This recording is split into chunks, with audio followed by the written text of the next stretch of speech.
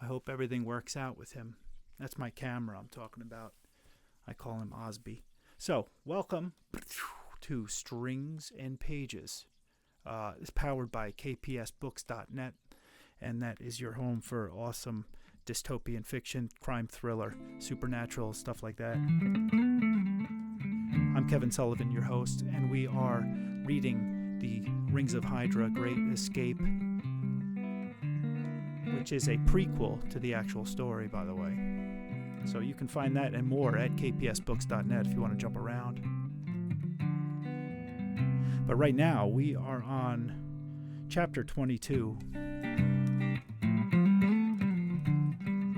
Gotta find some kind of groove before I keep going.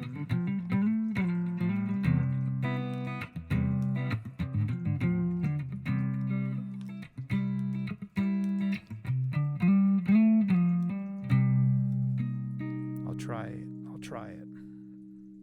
Chapter 22.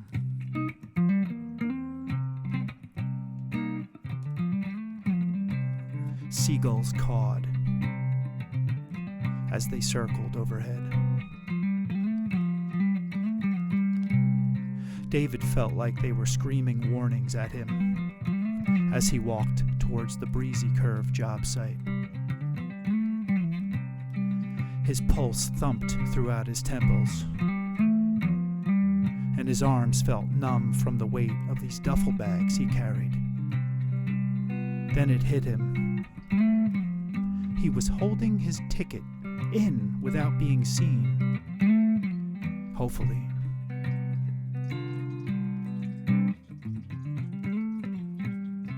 Foreman Thomas ate his lunch on site and off. There was no real pattern there. He might be there or he might not. Though it would be great to assume he was out and David could waltz right in, he couldn't be sure. The safer play to do what he did. He could hear voices now, familiar hacks and chuckles of some of the workers eating their sandwiches and drinking the day's second round of coffee berry tea. He was close.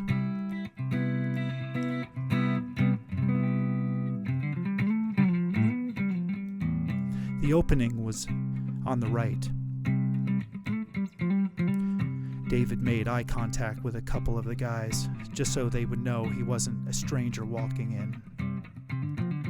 Two of them noticed him.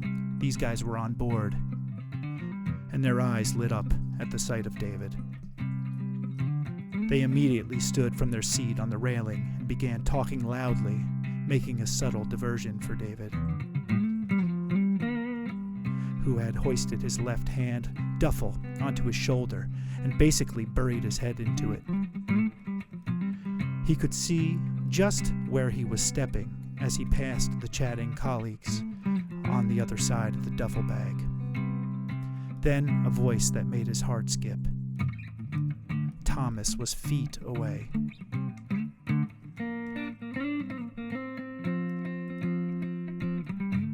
His teammates had done a great job of keeping Thomas's attention. From the sound of it, he was even facing the other way. David walked right by, face behind a bag, swiftly through the gate and down the naked grate that would eventually be the road. There was already one delivery of photovoltaic panels on his right side beyond the gate. David had a horrible thought that there would be no delivery tonight. He dismissed it, realizing there had been at least one every single night since he'd started working here. The piles of materials beyond the gate every morning said so. He was in, and when he thought it was safe, he lowered his arm and headed straight for his cube. He only hoped he'd have no visitors in there today, at least none that would prove problematic, mainly Thomas. Anyone else he'd be able to work with, or so he thought. His cube wasn't far down the road. Once inside, He could see the gate from the recently installed bedroom window, and he kept a close eye on it. "Psst, Davy," a voice called. "You in here?" David expected it to be Joe, but it was Reynolds. "Yeah," David whispered. "Come in." Reynolds entered and shook his hand, noticed the duffel bags on the floor. "Good to see you made it in, man. Anyone see you?" Joe Hagen walked in just then, almost on cue. "No one saw me, but it was close," David said to both men.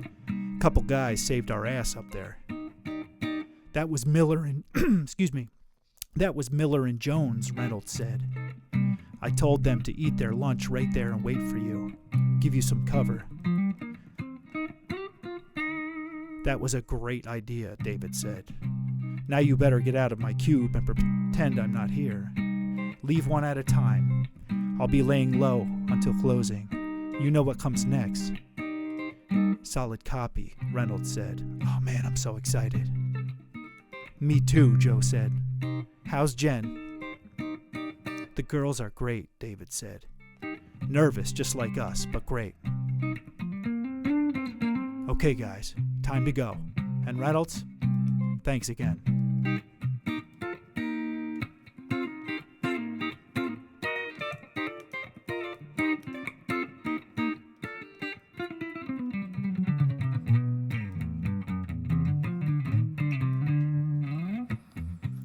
Hiding wasn't as simple as David thought it would be.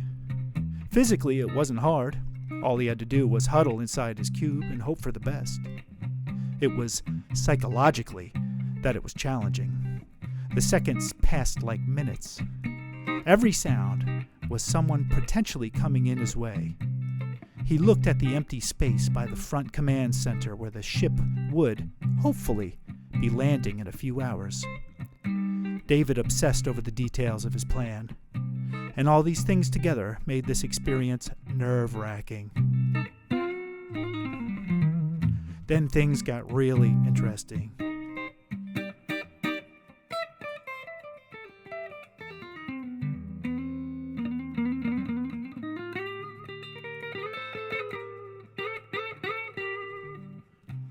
David saw Foreman Thomas walking from the command center in his direction.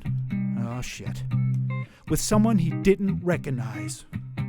She was tall and slender, wore a shiny suit with jewelry that became more pronounced as they approached. She held a glass tablet in her hand, and her walk meant business. David thought they would pass his cube, but he was wrong about this too. His heart raced as it became apparent the two were headed his way. He had to hide those duffel bags, and fast. Even more so, he had to hide himself. But where? This cube had a few rooms, but they were completely bare. He peeked out the window and thought he was toast, as Thomas and Mystery Woman were a mere 20 yards away. "Thomas!" a voice said. This was Joe, jumping in the nick of time. "You never introduced me to your wife." Any other time, the joke would have been hilarious. Clearly, the woman wasn't Thomas's wife. David wasn't laughing, though. He was about to be made. There was no back door in these little homes, and stepping out now would put him in danger, directly in Thomas's line of sight. He figured he was buried. Buried! Buried! The floor hasn't been secured yet. Yes. David pried at one of the floor panels in the corner of the bedroom. It came up effortlessly. He heard Thomas dismiss Joe for a third time, becoming annoyed, as he tossed the second duffel in the space between the floor and the ring's grate underneath. He had just enough room to fit himself in the same space and pull the panel back into place. The voices became louder now as Thomas stepped in the front door.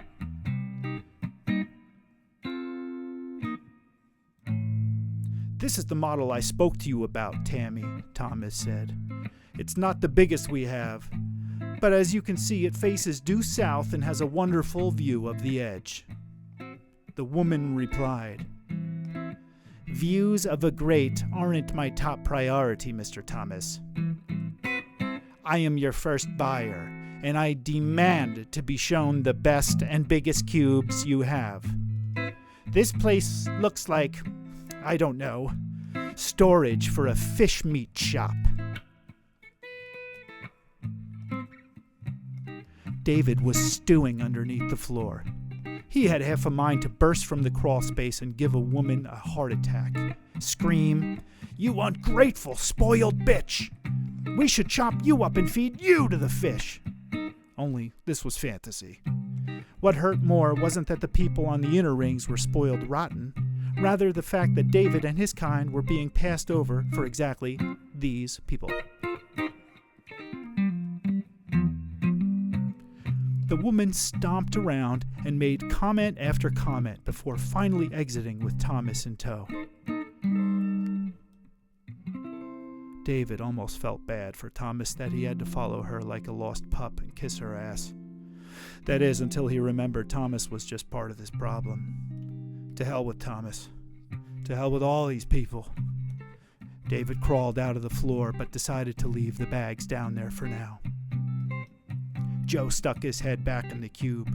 Holy crap, he said. You are in here. Oh my God, David, I thought we were toast. I heard you met the first buyer, David said. She sounds nice. No, Joe said. That's who she is? Unbelievable, man. Yeah, I feel the same. We're out of here, brother. About an hour left. Hey, Joe. Yes, Joe said before leaving. Outside the gate to the left, half a block down, is a park. The family is there. Tell everyone you see to meet there and wait for the jet to arrive. Then, be outside the gate. As soon as it unloads, that's when I make my move. That's when everyone enters and boards. You got it? We've been over it a dozen times, Joe said. I got it. Joe walked out of David's cube, leaving him to count the minutes.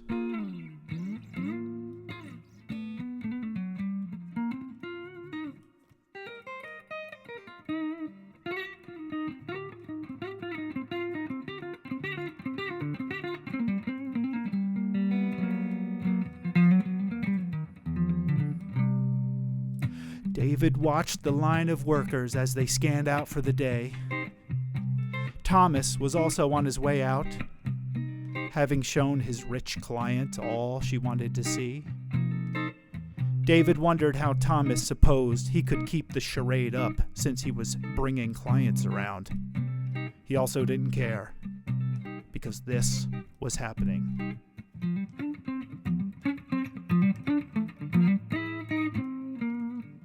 The time was 5:30 and the sun was already beginning to set.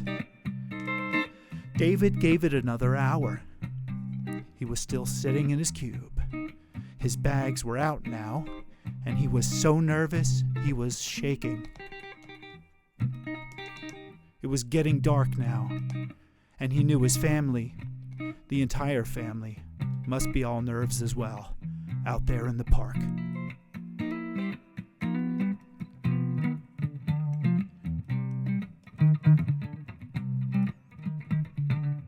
He didn't know what time the jet would be coming. He figured he still had plenty of time, but there was no guarantee. It was time to go. Time to turn off his emotions, run on logic, and get the hell out of this place. With a deep breath, David stood and began to execute. The first stop was the next door, where Brother Joe had placed the box of camera caps under his bathroom sink. He grabbed them and sneaked out around the back of the far right line of cubes, all the way to the site entrance. This was the only location where cameras had been installed. It was also where the show would go down. David slid the side window of the command center open. He was grateful it was still unlocked from when he'd unlocked it yesterday, as this allowed him easy access through the side. The first cap went on simply, allowing him free roam through the small trailer that was the job's base. He walked through and slipped an arm out the front door, reached up and capped the second camera. 2 more to go that he knew of. He went back to the console and looked at the desk. It was very basic. Some switches for the lights and another switch labeled gate. This wasn't how he planned on opening the gate, mainly because this one required a key to activate. He had another plan for that anyway. Cut through the lock with the angle grinder Reynolds left on the ground by the gate itself. On to the other cameras.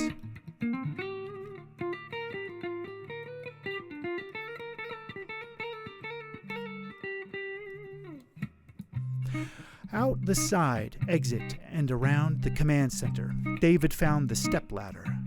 He bit the camera cap and picked the ladder up, brought it just behind the camera located high above the front entrance. He climbed and just reached the second camera. The cap went on. 1 more to go. David hugged the front wall with the ladder, staying out of what he believed was its frame of vision. He made quick work of the final cap. There were no more eyes upon him. He took a deep breath and returned the ladder to its home. But things weren't done. As he placed it down, something caught his eye. A gray box affixed to the underside of the base. David reached in and pulled it. Magnetic. It came right off in his hand. David pried open the plastic box and couldn't believe what he saw. He hopped right back inside the base and tried his find. The key fit into the lock next to the gate switch. Something tells me this was meant to be, he said as he turned the key and unlocked the gate. Fantastic!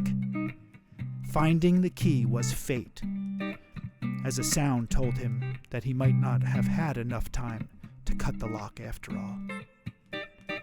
The transport jet was arriving.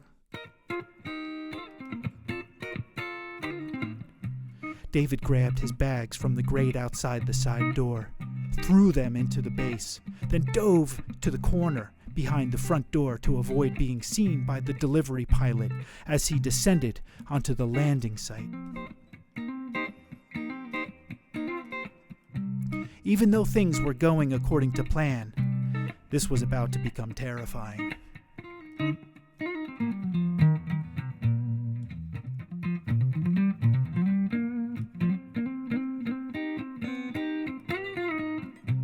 The jet was made for moving large amounts of cargo. Overall, it easily measured 30 feet long and roughly 10 feet wide. It had 2 doors, both of which opened simultaneously. A small one on the side just behind the nose, and the large ones on the back that opened to reveal the materials in the bay. David froze in place when he saw the pilot just inside those bay doors. The pilot wasn't as large as David was, but he appeared to be in full enforcer status, with his teal and royal blue gel suit, and, alarmingly, the sidearm affixed to his thigh. David closed his eyes and took a deep breath. This was now or never, as the delivery appeared to be moving quickly. The pilot was obviously alone, yet he was moving swiftly, using a hoverjack to hoist pallets of stacks of panels to add to the site's collection of them on the back side of the base. David began to make his move. A large knife in one hand and a spool of thin rope in his pocket. David tiptoed out of the command center, around the front of the cargo jet, then along its body. He was feet away from the pilot now, who had turned around to place the last pallet of panels in place.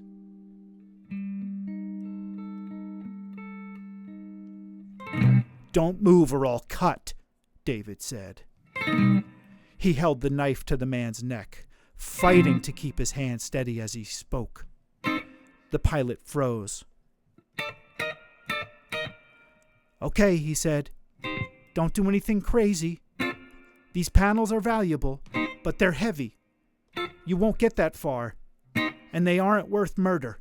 The pilot's age became apparent to David as he spoke. His words carried the wisdom of age that his voice lacked. He was young, and this made things just a little harder. "Focus, man. Get him and that sidearm secured." "I'm not here to steal the road," David said. "Now listen carefully. If you do exactly what I say, you'll go home in the morning. Try and be a hero, and I can assure you that you won't. I'm taking your..." The pilot's gun wouldn't budge from its holster. David almost became frustrated. "It only unlocks for me," the pilot said. "I won't use it, I swear." "Oh, sure," David said. "I believe that. Can you disarm it without taking it out?"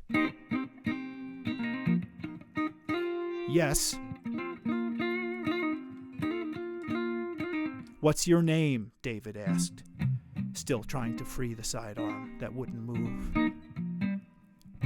"Barton," the young enforcer said, holding his own nerves in. "Okay, Barton, make it safe, and slowly. If I hear it unclip from your thigh, this knife goes in deep. And don't try anything else either. I'm easily twice your size and have my entire family on the line. Do it now."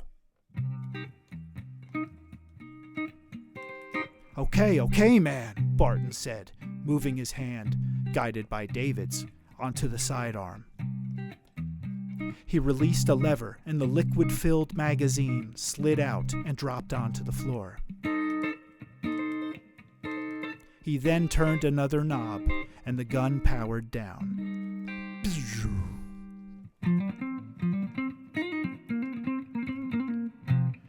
"I've released the ethane and turned the reactor off," Barton said. "Now what?" Now what, David thought. "Good. Now place both hands behind your back and stay still." Barton did as asked. David had a weird feeling in his stomach. He had to take the knife from Barton's neck to tie his hands. And with rope, of all things. He felt like he could have planned this part out better, yet he had no other choice at this point. He sheathed the knife and pulled the rope with the other hand. Barton had other plans. David caught an elbow to his cheek. Pain rocked his face. The kid knew how to fight. David stumbled backwards and regained vision just in time to see Barton throwing something at him. "Detainment pin! Move!" He dodged the glowing object just in time, heard it explode somewhere behind him. Barton was already in his face again, throwing another punch which David blocked, then moving even closer to close quarters action. "He's not intimidated by my size at all," David thought. "Why not?" David landed a quick jab that did little due to the lack of power behind it. Barton was at his neck.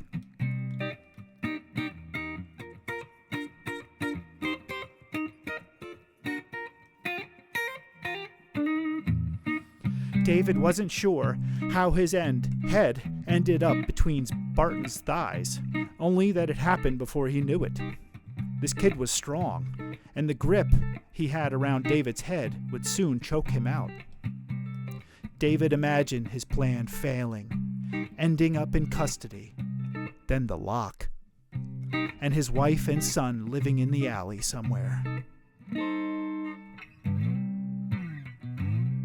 Rage took over.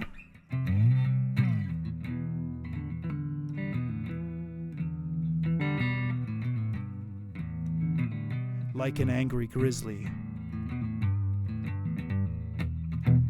David Hagen picked both himself and the young enforcer Barton from the grate, grabbed him by the arms, stumbled to the nearest pallet, and swung the young man down. His head smacked the side of the edge of a stack of photovoltaic panels, and he went out instantly. His leg lock was over, and David took a deep breath and coughed hard for 20 seconds. Then he went to work.